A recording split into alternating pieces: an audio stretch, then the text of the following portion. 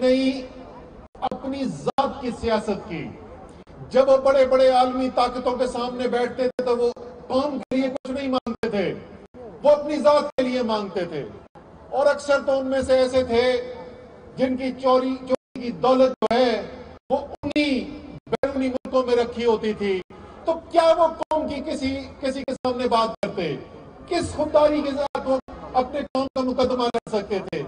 اور یہ صرف ایک انا کی بات نہیں ہوتی ہے. ایک انسان کی جب بات کی جاتی ہے تو یہ کہا جا سکتا ہے کہ یہ اس کی اپنی انا کی بات ہے, لیکن قوم میں جب خودداری ختم ہو جاتی ہے تو دنیا میں اس قوم کے لیے عزت بھی ختم ہو جاتی ہے, اور اس کی ہر چیز کے اوپر اس کا اثر پڑتا ہے, چاہے وہ اس کا کاروبار ہو, معیشت ہو, لوگوں نے باہر سے سرمایہ کاری کرنی ہو. جس قوم کی عزت کوئی نہیں ہے, جس قوم کو لوگ دیکھ کے عزت کی نگاہ سے نہیں دیکھتے, وہاں پر کسی نے کیا جا کے کام کرنا ہے؟ جب آپ کسی کے ساتھ تعلقات بنانے کی بات کرتے ہیں, جب آپ کی خواہش ہوتی ہے آپ کے کسی کے ساتھ میرے مراسم ہو, تو آپ دیکھتے ہیں کہ کون ایسا شخص ہے جس کو میں ایک عزت کی نگاہ سے دیکھ سکتا ہوں. بدقسمتی سے جیسے میں نے کہا دہائیاں ایسی آئیں, اور یہ اب تو چھپی ہوئی باتیں نہیں ہیں, کتابیں چھپ چکی ہیں کہ کس طریقے سے پاکستان کے لیڈروں نے پاکستان کو بیچا, پاکستان کے لوگوں کو کی جانیں ختم کروائیں, اپنے اقتدار کو بچانے کے لیے کس طریقے سے سر جھکا کے دنیا کے لیڈروں کے سامنے کھڑے ہوئے. الحمدللہ آپ پچھلے 3-3.5 سال سے ایک نیا پاکستان دیکھتے ہوئے نظر آ رہا ہے انشاءاللہ. اور یہ کیوں نظر آ رہا ہے آپ کو؟ یہ پاکستان کی عزت اس وقت کیوں ہو رہی ہے؟ ہمیں تو یہ بتایا گیا تھا, ابھی عامر مغل نے اپنی تقریر کے اندر ذکر کیا کہ ڈو مور کا مطالبہ ہوتا ہے. عامر مغل بھول گئے کہ یہ ڈو مور کا مطالبہ جو ہے یہ پرانے پاکستان میں نہیں کر رہے, یہ ڈو مور کا مطالبہ نئے پاکستان میں کر رہے ہیں. جب نئے پاکستان سے ڈو مور کہا جاتا ہے تو نئے پاکستان کا جواب ہوتا ہے ایبسولوٹلی ناٹ. تو جناب اگر جائز بات ہے, اگر انصاف کی بات ہے تو ہم آپ کی بات ضرور مانیں گے, بلکہ مطالبہ کیے بغیر آپ کے لیے انشاءاللہ تعالیٰ کام کریں گے. لیکن یہ نیا پاکستان کسی کے سامنے سر جھکانے کے لیے تیار نہیں ہے. اسی لیے آپ دیکھ رہے ہیں کہ چاہے چین ہو, چاہے روس ہو, چاہے دنیا کی طاقتیں ہوں, اس وقت سب پاکستان کو عزت کی نگاہ سے دیکھ رہے ہیں. اور یہ جو ایک غلط فہمی یہاں پہ تھی کہ آپ نے جیسے ہی کوئی نہ کی تو اگلے دن پتہ نہیں گولے برسنے شروع ہو جائیں گے اور دنیا میں تہس نہس کر دے گی. آپ نے دیکھا کہ آج اس ایبسولوٹلی ناٹ کے باوجود امریکہ کا جو حکومت ہے اس کی طرف سے کیا بیان آیا جی پچھلے مہینے؟ وہ کہتے ہیں پاکستان ہمارا اسٹریٹجک پارٹنر ہے, کیونکہ پاکستان جو ہے وہ ساری دنیا سے اس وقت اچھے مراسم چاہتا ہے. پاکستان کسی کے ساتھ دشمنی نہیں رکھنا چاہتا, لیکن پاکستان کسی کے سامنے اپنا سر بھی جھکانے کو تیار نہیں ہے. عزت سے مراسم رکھیں گے, عزت کے ساتھ دنیا میں بہتری کے لیے ہر ایک کے ساتھ کام کرنے کو تیار ہیں. جیسے عمران خان نے کہا ہم امن میں ہر ایک کے ساتھ کام کرنے کو تیار ہیں, امن کو بڑھانے کے لیے ہر ایک کے ساتھ کام کرنے کو تیار ہیں. لیکن اگر کوئی یہ سمجھتا ہے کہ ہم ڈالر لے کر اپنی چوری کی دولت کو چھپانے کے لیے ملک کی ہم مفادات کو قربان کر دیں گے عمران خان کے ہوتے ہوئے, یہ نہیں ہو سکتا. دوسری جو میں آپ سے بات کرنا چاہتا ہوں کہ آج کل سنا ہے دوبارہ سے لانگ مارچ کی باتیں ہو رہی ہیں.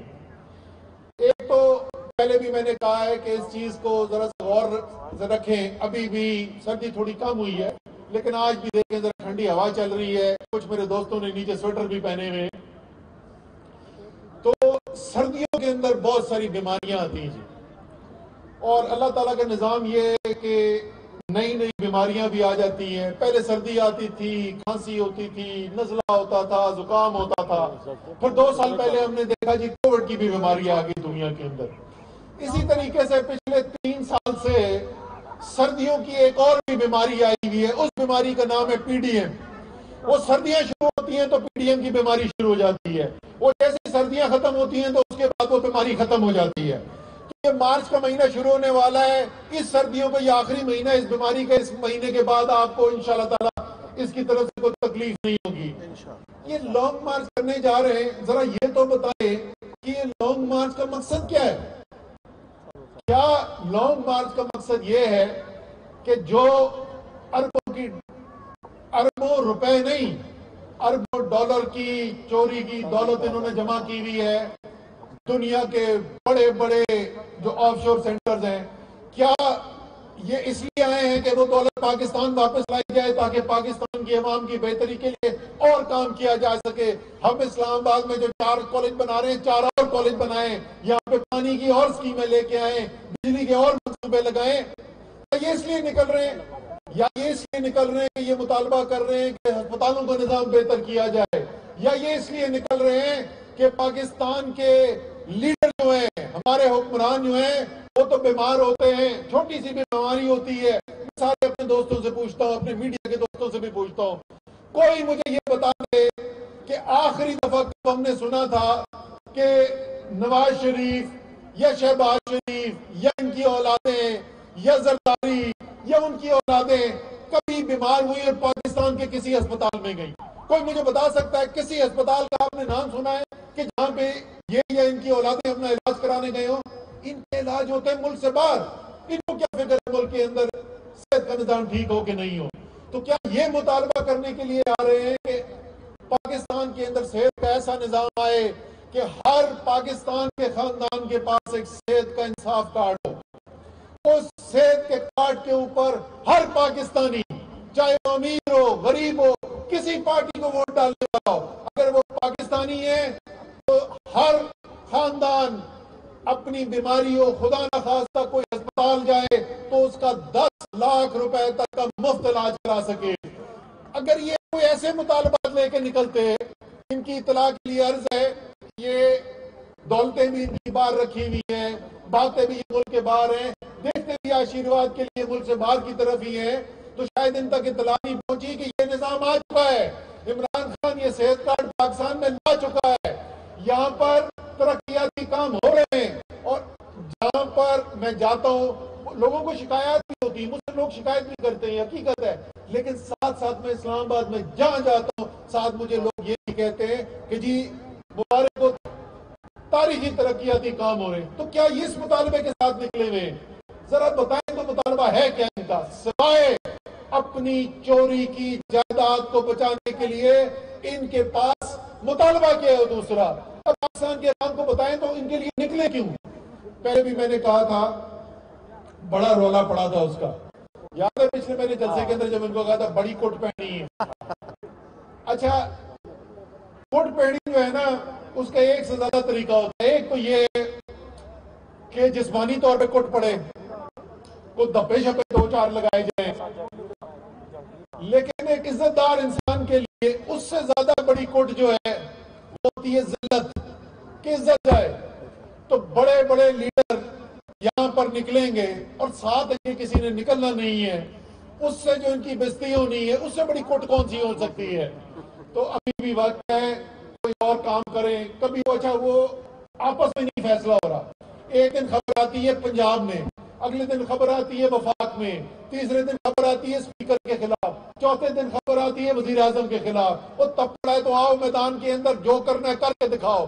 یہ سن کے تاریخیں جو ہے نا، وہ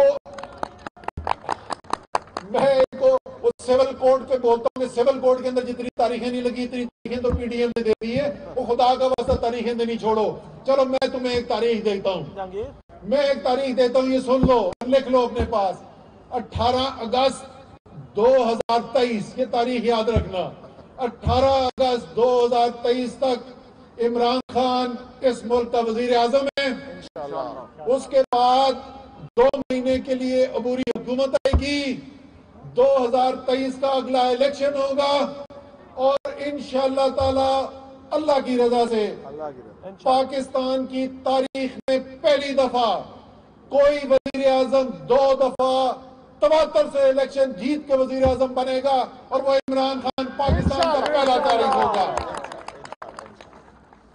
تو ان کی باتوں کو چھوڑے، کام کریں۔ اچھا یہ بتائیں کہ یہ جو اتنے بڑے بڑے دعوے کر رہے ہیں اور پتہ نہیں ادب اعتماد، آپ کے خیال میں عمران خان کیا کر رہے ہوں گے؟ ان کو کتنا سنجیدہ لے رہے ہوں گے؟ عمران خان نے جناب، ہمیں بھی روس گئے، اگلے دن واپس آنا تھا، تو وزیر اعظم کہتے ہیں کہ یہ نہیں، ہم اگلے دن اگر فلائٹ پکڑ کے آئیں گے تو وہ تو 5 گھنٹے کی فلائٹ ہے، تو 5 گھنٹے ہمارے برباد ہوں گے، تو ہم اگلے دن کیوں واپس جا رہے ہیں؟ لو جی، ہم رات کو فلائٹ ہماری ماسکو سے ٹیک آف کی، صبح 4 بجے ہم یہاں پہ پہنچے، 5 بجے ہم گھر پہنچے، اور جمعے کی صبح کو 5 بجے گھر پہنچے، جمعے کی دوپہر کو وزیر اعظم کے پاس میٹنگ دوبارہ شروع تھی۔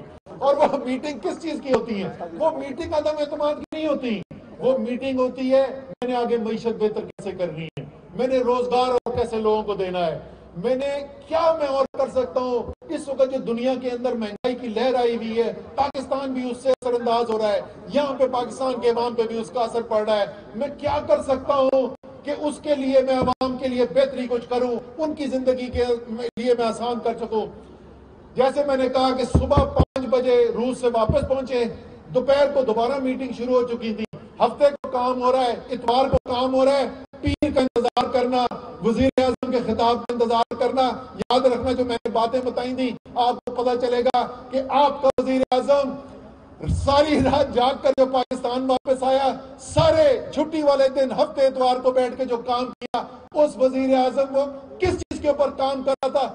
انشاءاللہ تعالیٰ پیر کو جب خطاب کرے گا تو آپ بھی خوش ہوں گے، اور آپ کو بھی یقین آئے گا کہ واقعی ایک سچا مخلص، ایک سچا محب، ایک ایسا لیڈر جو اپنے عوام کا درد رکھتا ہے، صرف اپنے عوام کے لیے کام کر رہا ہے۔ عمران خان کی شکل میں جیسا لیڈر ملا ہے، یہ پاکستان کے لیے ایک بہت بڑی نعمت ہے۔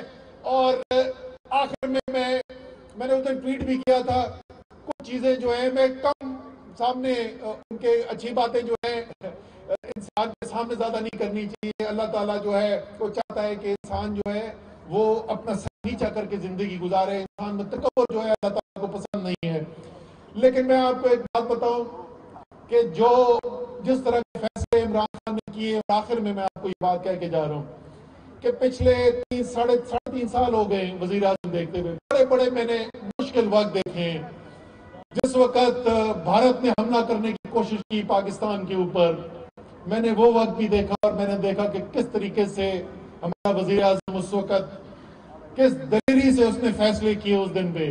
ہم نے اس وقت بھی دیکھا ہے کہ جس وقت لوگوں کو لگتا تھا کہ مشکل حالات کھڑے ہو گئے، ایسے فیصلے کرنے پڑے جہاں سے ذرا سا اس طرف بھی جائیں تو نقصان ہے، اس طرف بھی جائیں تو نقصان ہے، اس کے باوجود کس طریقے سے میدان کے کھڑے ہو کے اس نے ایسے فیصلے کیے کہ پوری پاکستانی قوم نے، پورے مسلمان دنیا کو فخر ہے۔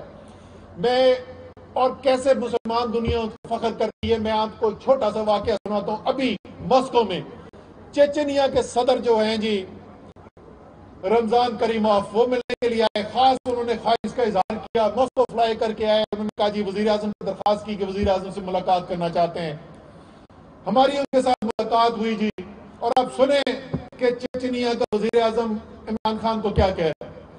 وہ کہتا ہے کہ جی آپ نے 2019 کے اندر اقوام متحدہ میں تقریر کی، اور میں تقریر سن رہا تھا، اور جس طریقے سے آپ نے حضرت محمد صلی اللہ علیہ وسلم کی ناموس کے لیے مقدمہ لڑا، اور جس طریقے سے مسلمانوں کو مقدمہ لڑا، جس دلیری سے آپ نے اس مقام پہ کھڑے ہو کے بات کی، میں اس دن سے میری دل کی خواہش تھی کہ میں عمران خان سے ملاقات کروں اور اس بہادر آدمی سے بات ملاؤں۔ یہ چیچنیا کا صدر کہہ رہا ہے۔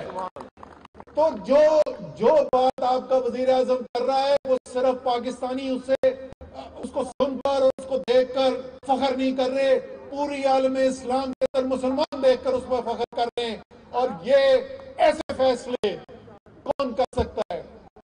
ایسے فیصلے صرف وہ شخص کر سکتا ہے جس کو خوف صرف خدا کی ذات کا ہو، خوف صرف خدا کی ذات کا ہو، کسی انسان کے سامنے سر جھکانے کو تیار نہ ہو، اور جو سمجھے کہ اس کی طاقت اگر کوئی ہے تو وہ طاقت یا اللہ کی رضا ہے یا پاکستان پاکستان کے عوام کی مدد ہے.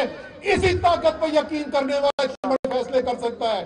انشاءاللہ تعالی جیسے پہلے آپ سب کا سر بلند کیا فخر سے, انشاءاللہ تعالی ایسے ہی کرے گا.